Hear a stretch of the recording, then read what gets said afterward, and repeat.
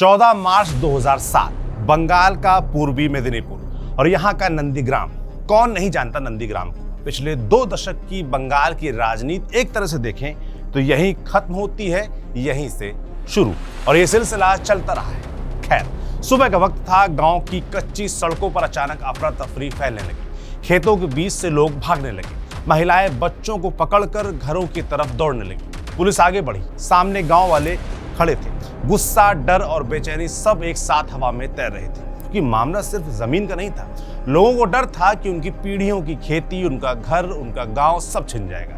बुद्धदेव भट्टाचार्य की अगुवाई वाली वाम मोर्चा की पश्चिम बंगाल में सरकार थी, जो कि केमिकल हब के लिए जमीन अधिग्रहण करना चाहती थी। लेकिन नंदीग्राम के लोगों ने साफ कर दिया था कि वे अपनी जमीन नहीं देंगे। फिर गोलियां चली, 14 लोग मारे गए, जिनमें 2 महिलाएं भी थीं। उस दिन नंदीग्राम सिर्फ एक गांव नहीं रह गया, वो बंगाल की राजनीति का टर्निंग पॉइंट बन गया। 34 साल से सत्ता में बैठी वामपंथी सरकार की पकड़ पहली बार कमजोर पड़ती दिखी। नंदीग्राम के आंदोलन ने पूरे बंगाल में एक नया नैरेटिव गढ़ दिया, जमीन बनाम सत्ता का नैरेटिव। और यहीं से उदय हुआ तृणमूल कांग्रेस के बैनर तले बनी भूमि उच्छेद प्रतिरोध समिति का, जो गांव-गांव लोगों को जोड़ रही थी। और इस पूरे आंदोलन को जमीन पर संगठित करने वालों में सबसे अहम चेहरा थे शुभेंदु अधिकारी।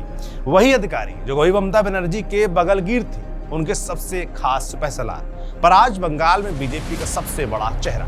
खैर, ये वही आंदोलन था जिसने ममता बनर्जी को सत्ता तक पहुंचाने का रास्ता बनाया। और राजनीति का शायद सबसे बड़ा विरोधाभास ये है कि जिस नेता ने ममता बनर्जी के लिए सत्ता का रास्ता तैयार किया, उसी नेता ने बाद में नंदीग्राम में ही उनको पटकनी दे दी और उसके बाद बंगाल से विदाई का रास्ता साफ किया। पहले नंदीग्राम, फिर 2026 में ममता को उनके घर भवानीपुर में भी मात दी। और अब जब बंगाल में पहली बार बीजेपी की सरकार बनने जा रही है, तो यही शुभेंदु अधिकारी ममता की जगह बंगाल का ताज पहनेंगे।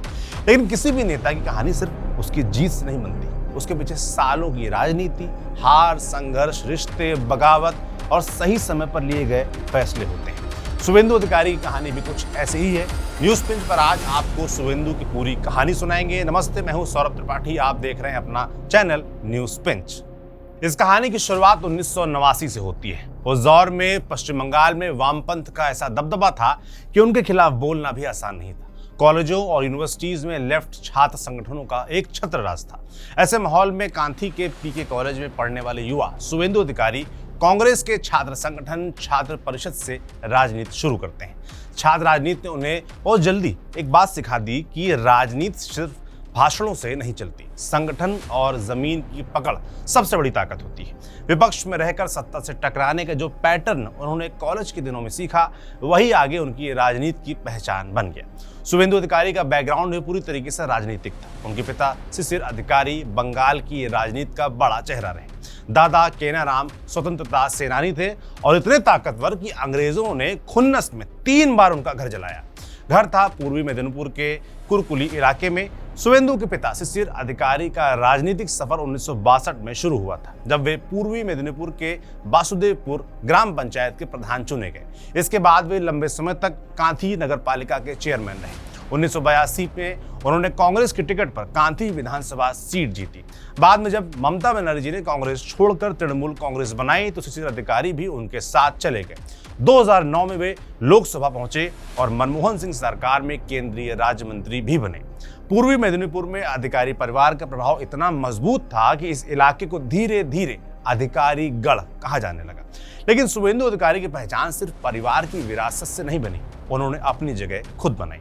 1995 में उन्होंने कांग्रेस के टिकट पर कांथी नगर पालिका में पार्षद का चुनाव जीतकर स्थानीय राजनीति में कदम रखा। लेकिन शुरुआती चुनावी सफर आसान नहीं रहा। 2001 का विधानसभा चुनाव वे हार गए। 2004 का लोकसभा चुनाव भी हार गए, और वो भी सीपीएम के दिग्गज नेता लक्ष्मण सेठ के हाथों बड़े अंतर से। लगातार 2 बड़ी हार किसी भी युवा नेता का मनोबल तोड़ सकती थी। लेकिन शुभेंदु अधिकारी ने हार को अंत नहीं बनने दिया। 2006 में उन्होंने वापसी की।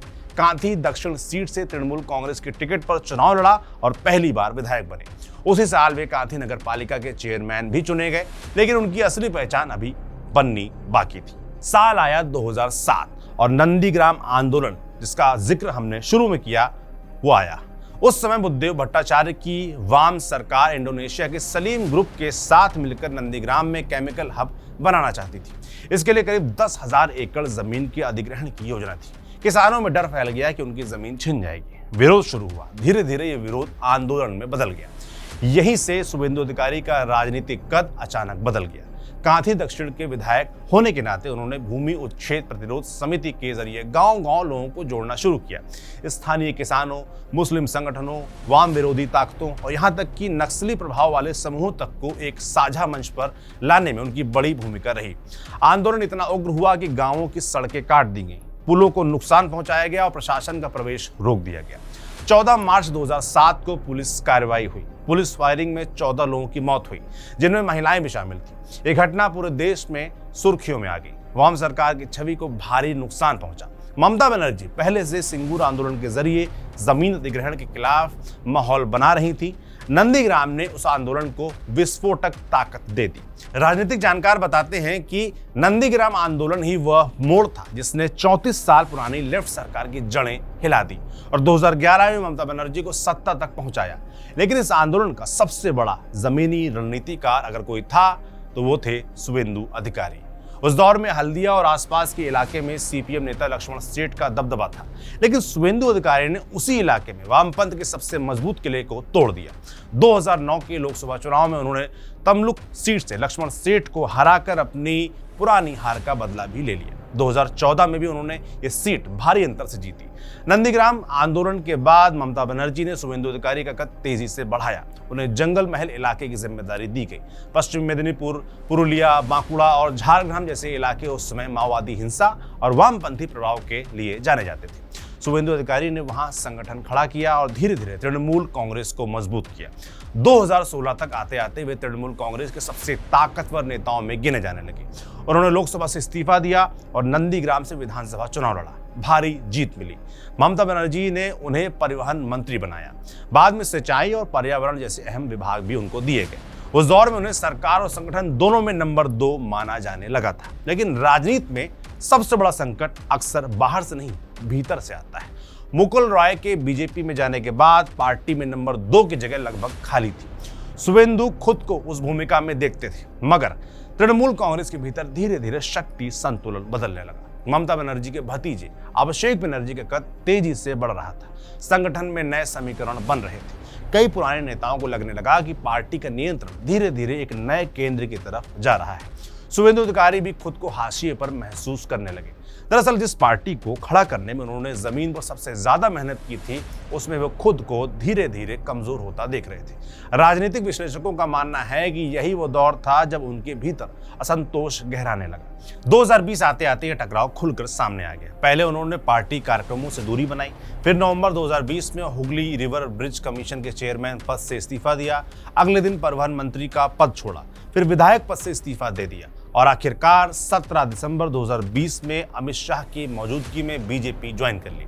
इससे पहले उनको मनाने की टीएमसी द्वारा खूब कोशिश हुई, मगर वे नहीं माने। तभी तो टीएमसी ने उन पर मीर जाफर का ठप्पा भी लगाया, खूब प्रचार किया। खैर, शुभेंदु का यह फैसला सिर्फ पार्टी बदलने का नहीं था, ये उस सिस्टम के खिलाफ बगावत थी जिसे बनाने में उनकी अपनी भूमिका रही थी। बीजेपी में शामिल होने के बाद उन्होंने जो बयान दिया उसने पूरे बंगाल का ध्यान खींचा। उन्होंने कहा कि अगर मैं ममता बनर्जी को नंदीग्राम में 50,000 वोटों से नहीं हराऊं तो राजनीति छोड़ दूंगा। दिलचस्प बात यह थी कि कुछ महीने पहले तक वही शुभेंदु अधिकारी ममता बनर्जी को लेकर कह रहे थे कि अगले 50 साल तक कोई तृणमूल कांग्रेस को नहीं हरा सकता। फिर आया 2021 का विधानसभा चुनाव। ये चुनाव भारतीय राजनीति की सबसे पर्सनल लड़ाइयों में से एक बन गया। ममता बनर्जी ने अपनी सुरक्षित भवानीपुर सीट छोड़कर सीधे नंदीग्राम से चुनाव लड़ने का फैसला किया। संदेश साफ था, गुरु बनाम चेला। नतीजे आए, शुभेंदु अधिकारी ने ममता बनर्जी को हरा दिया। 50,000 से तो नहीं, बल्कि करीब 2,000 वोटों के अंतर से। यह हार सिर्फ हार नहीं थी, ये ममता के लिए मनोवैज्ञानिक झटका था। पहली बार ये धारणा टूटी कि ममता बनर्जी को हराया नहीं जा सकता। हालांकि उस चुनाव में तृणमूल कांग्रेस सत्ता में लौट आई, लेकिन बीजेपी 3 सीटों से बढ़कर 77 सीटों तक पहुंच गई और इस बदलाव के केंद्र में शुभेंदु अधिकारी थे। उन्हें विधानसभा में नेता प्रतिपक्ष बनाया गया। इसके बाद शुरू हुआ उनकी राजनीति का दूसरा चरण। अब वे सिर्फ संगठन करता नहीं रहे थे, वे बीजेपी के सबसे आक्रामक बंगाली चेहरा बन चुके थे। बीजेपी में आने के बाद उनकी राजनीति, उनकी भाषा और उनके मुद्दों में बड़ा बदलाव साफ दिखने लगा। जो नेता कभी ममता बनर्जी के साथ खड़े होकर खुद को बंगाल की क्षेत्रीय राजनीति का हिस्सा बताते थे, वही बाद में बीजेपी की हिंदुत्व राजनीति के सबसे मुखर चेहरों में शामिल हो गए। उनके भाषणों में धार्मिक ध्रुवीकरण वाले मुद्दे ज्यादा दिखने लगे। लेकिन बदलाव सिर्फ यहीं तक सीमित नहीं था, भ्रष्टाचार के मुद्दे पर भी उनका रुख पूरी तरीके से बदल चुका था। शुवेंदु अधिकारी लगातार तृणमूल कांग्रेस पर भर्ती घोटाले, चिटफंड स्कैम और भ्रष्टाचार के आरोप लगाने लगे। वे खुद को भ्रष्टाचार के खिलाफ सबसे आक्रामक आवाज के तौर पर पेश कर रहे थे, लेकिन उनके विरोधी इसी जगह सवाल खड़े करते हैं। उनका कहना है कि जिन सालों में ये कथित घोटाले हुए, उस दौरान शुवेंदु अधिकारी खुद तृणमूल कांग्रेस के सबसे ताकतवर नेताओं में शामिल थे। वे सरकार और संगठन दोनों का अहम हिस्सा थे। नारदा स्टिंग मामला इस बहस का सबसे चर्चित उदाहरण बना। इस स्टिंग ऑपरेशन में कई तृणमूल नेताओं के साथ शुवेंदु अधिकारी भी कैमरे पर कथित तौर पर नकद पैसे लेते दिखाई दिए थे। 2016 के विधानसभा चुनाव से पहले बीजेपी ने इन्हीं वीडियोस का इस्तेमाल तृणमूल को भ्रष्ट साबित करने के लिए जमकर किया था।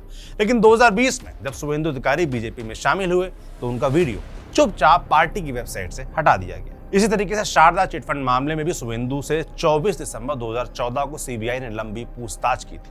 आरोप था कि शुवेंदु ने अपने रसूख का इस्तेमाल कर शारदा ग्रुप को फायदा पहुंचाया, वो ग्रुप जो लाखों लोगों के 25,000 करोड़ खा गया, ऐसा आरोप था। हालांकि शुवेंदु इनको राजनीतिक आरोप बताते रहे।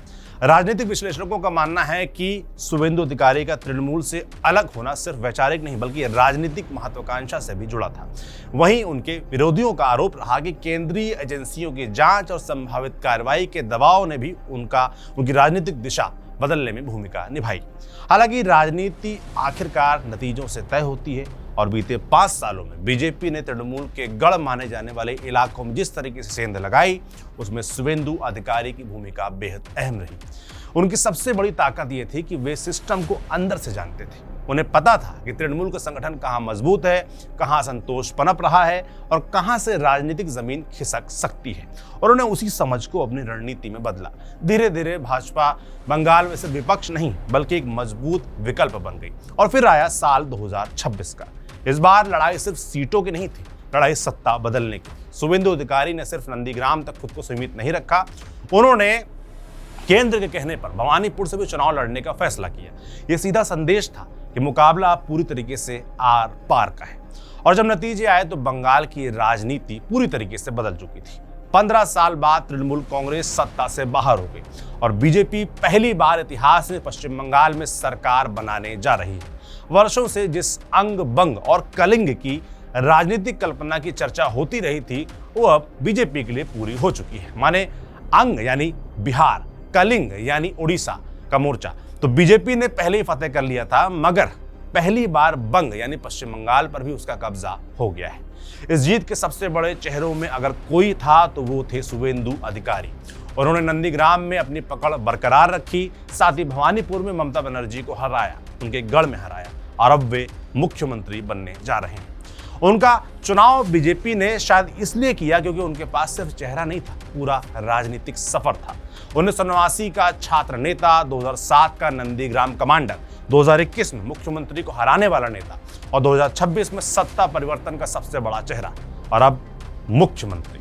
यही थी शुवेंदु अधिकारी की पूरी कहानी। आपको कैसी लगी बताइएगा जरूर। वीडियो को शेयर कीजिएगा ताकि कहानी बाकी लोगों तक पहुंच सके। इसे लिखा था हमारी साथी खुशबू ने। मेरा नाम है सौरभ त्रिपाठी, कैमरे के पीछे हैं सुधांशु, इसे एडिट करेंगे अभय पटेल। शुक्रिया।